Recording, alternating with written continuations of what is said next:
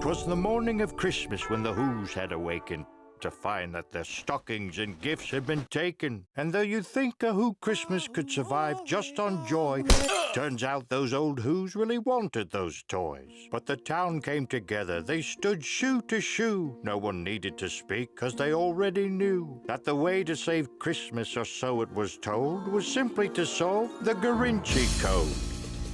Which was lucky for them, 'cause out of the air came a man who looked just like Tom Hanks with bad hair. And he brought along friends like Nicolas Cage and old Dr. Jones, who was also his age. The town pointed with pride. Their hearts started to swell. I know, said Nick Cage. I have bad hair as well. His friend interrupted. We're looking for clues, and this Dr. Seuss book is the thing that we'll use. If I stare at this page for a small length of time, I'm pretty darn sure of what we will find. The culprit? The thief who pulled off this heist? No, the fact that these books are way overpriced. The Who's questioned his answer, but had no replies. I guess that's why they're known as the Who's, not the Wise. Jones said, I'll take this stick here, my staff of Ra, and shove it on up your tiny hookah. Nope. Then the rays of the sun will melt all the snow and show us the place where your presents did go. He positioned the stick just as he had planned, but it did little more than to give them all tans.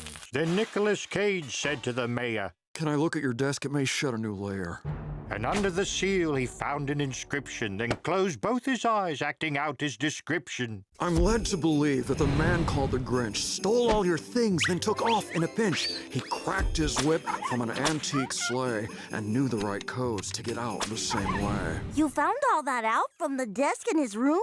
Not really, said Cage. I just watched the cartoon. When all of a sudden a blanket of snow covered the men from their head to their toes. It was the Grinch himself who arrived with the stuff. You're lying, he said, and I'm calling your bluff. From that story you told, one's sure to surmise that the bandits you seek are really you guys. See, I found that old sled that I supposedly used to steal all the gifts from all of the Who's, but if memory serves, and the truth might just sting, it's you who has access to antique things. And that whipping you heard came from old Dr. Jones, while the Codemeister here broke into your homes. The men blinked and reacted the way guilty men do, with a tug of their shirt and not one gulp but two.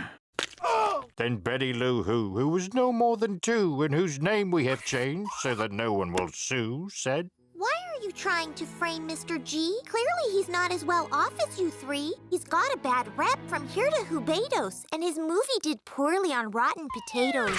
But everything changed when he solved the Who's crime, and the Grinch now had friends for an awful long time. But not 'cause he learned the true meaning of things, but for simply reuniting the Who's with their bling. And as for the men, well, in Whoville they say that their movie appeal shrank 3 times that day.